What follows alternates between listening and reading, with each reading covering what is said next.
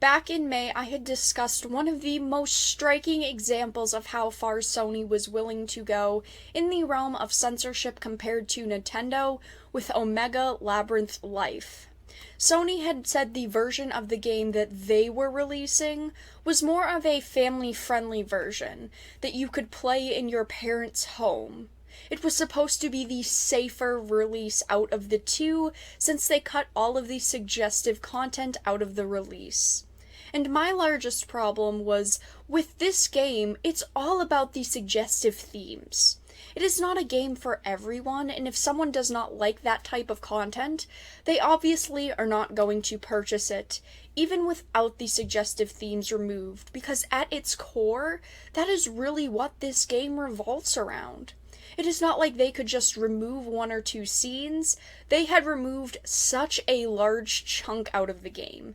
They removed mini-games, they removed cutscenes, and they even went as far as to change the logo of the game on the box art so that it was more self-presentable.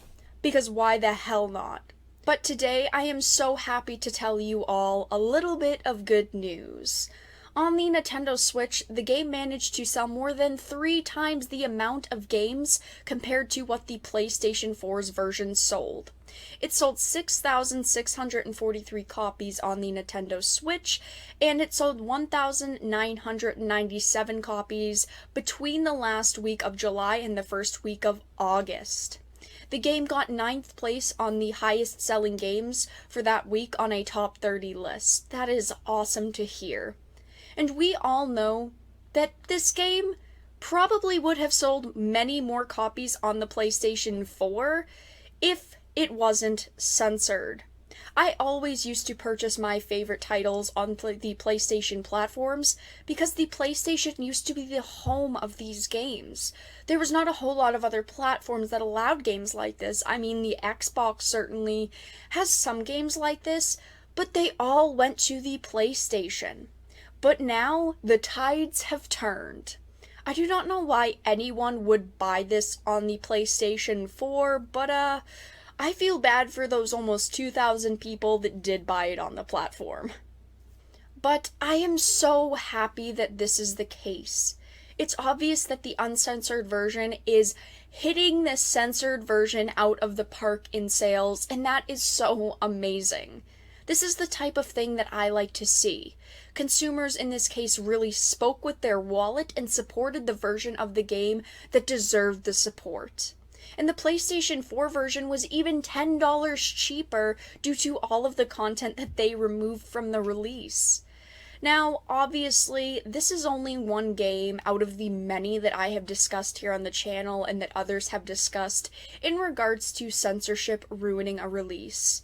And in the end, it's not like this really hurts Sony or that they would even care in the sea of games that they allow on their platform, but this is still a victory in my mind. And the more games that this happens with, the more developers will remove themselves from awful platforms like Sony, and they will move to other platforms and not compromise their games for one company.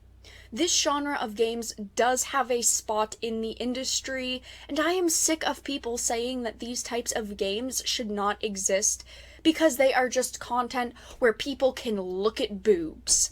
People love this genre of games, and they sell very well most of the time. If you do not own a Nintendo Switch, I would recommend that you purchase one if you are a fan of these games. I know that I shill a lot for Nintendo at this point. I am always pointing everyone that I can to the Nintendo Switch, but it is a great console, and where Nintendo has done their best job to not censor any third-party games, and even recently they vowed to not censor them at all, it's obvious which company actually cares about what their consumers want, and they are willing to give consumers options.